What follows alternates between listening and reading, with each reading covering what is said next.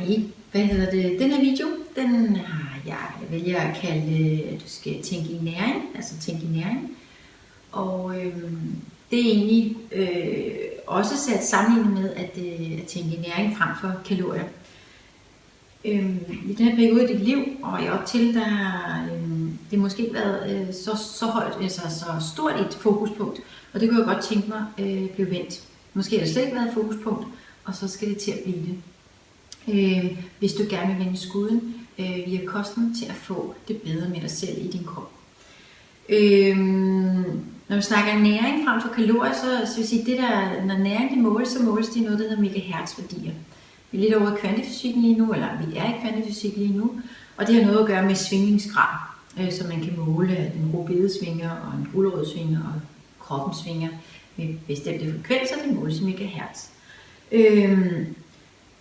Når du indtager dine måltider, så kunne jeg rigtig godt tænke mig, at det bliver en meget fast rutine, at du indtager ikke et eneste måltid, uden at der er noget næring, der er tilført.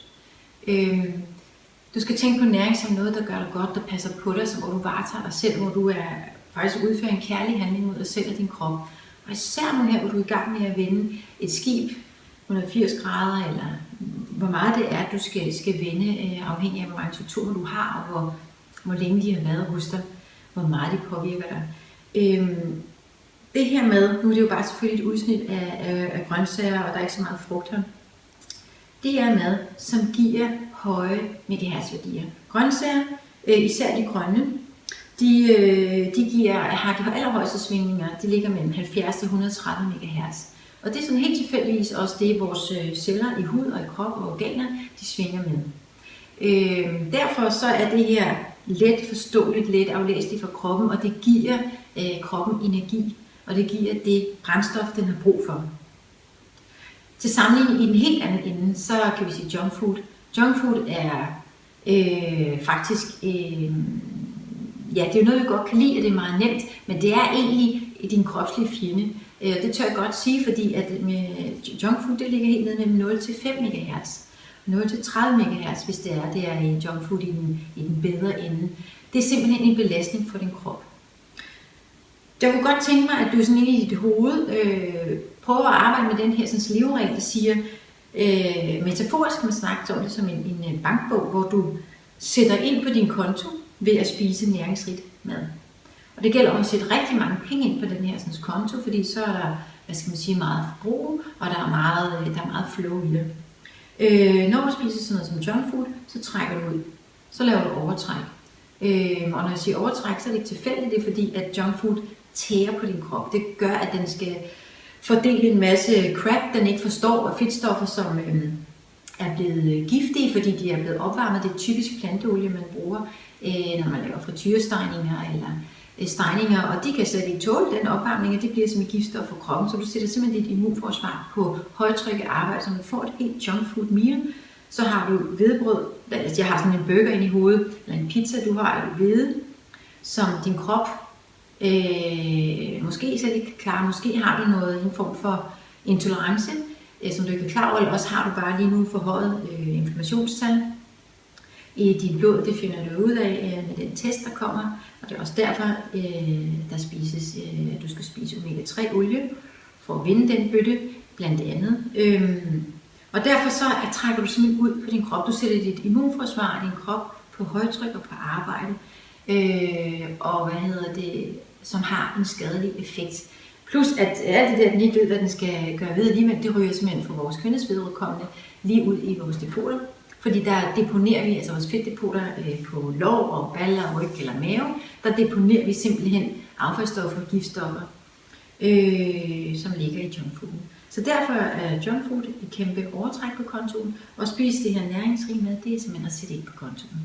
Så for hvert måltid du indtager, om det så faktisk, vi anbefaler ikke slik her, fordi at det er en grundig, hvad skal man sige, form for, det er jo ikke en detox, men det er alligevel en udrensning for alt det, der kan belaste en krop, og som vi ved videnskabeligt at belaste vores krop, og det gør for store mængder af sukker.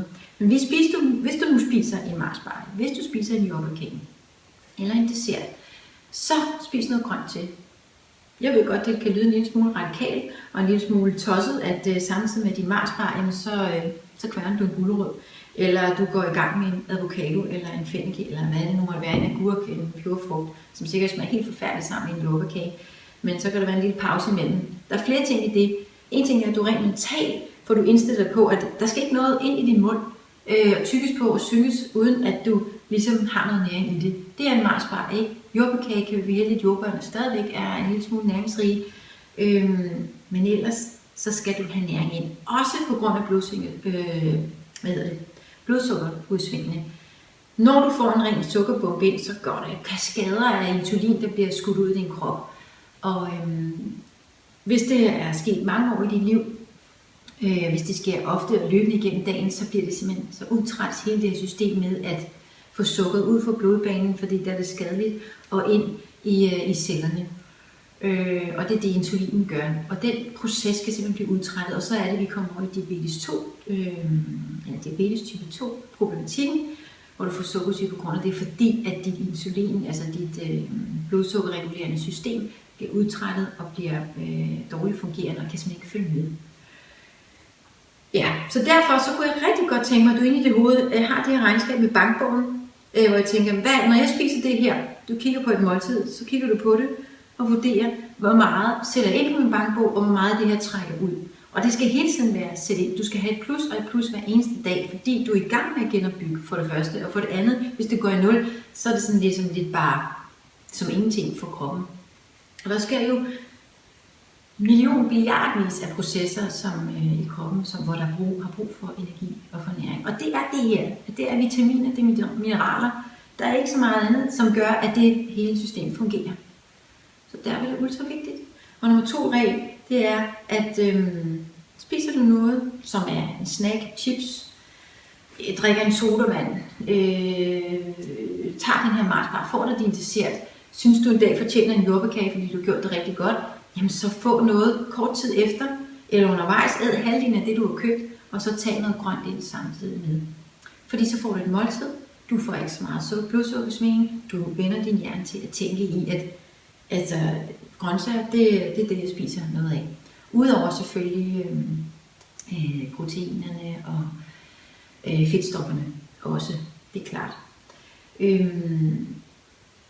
Når du spiser, så er det rigtig vigtigt, at du føler dig mæt. Det der er, især hvis du tænker, hvis du også har en lille smule, jeg godt tænke mig at miste lidt deler her og der, jamen så er det jo også at tænke i at få en spis så pakket og så mættet, at du får en mæthed, der holder 3-4 timer. Sådan så du undgår 3-4 timer, hvor du faktisk ikke tænker på mad, og hvor din krop får pause til at bearbejde det, den skal.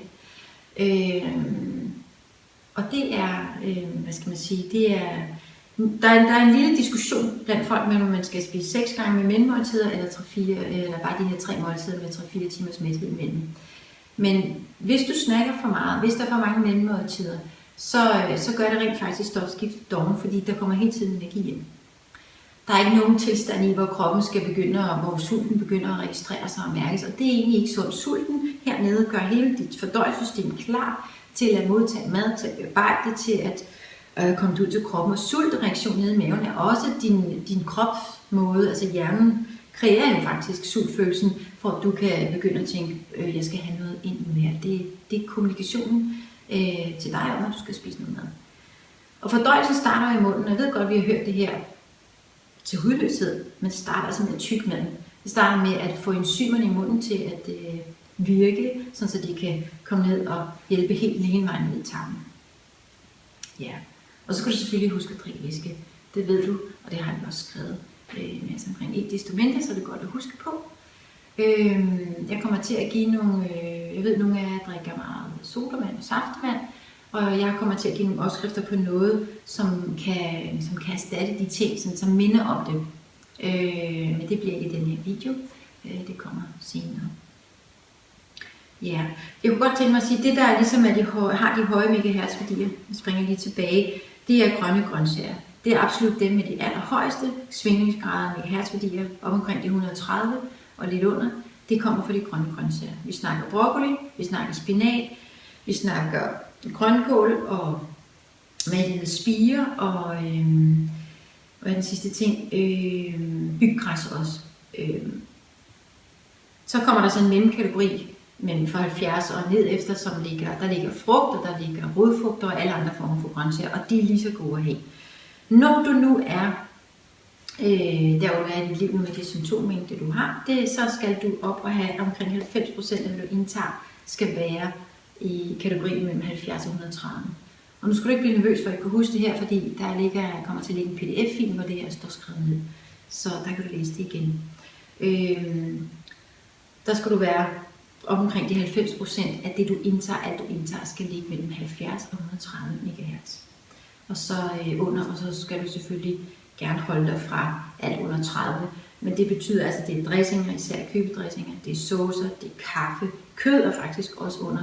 Men I skal jo have proteiner ind, så den ser jeg lige lidt bort frem. Og hvad var det mere? Den har jeg glemt, hvad der ligger under det. Selvfølgelig sodavand, mineralvand, saftevand og sådan nogle ting, de ligger fra 30 under. Så. Og en sidste ting, jeg kunne nævne, og gøre lidt ud af, krydderurter.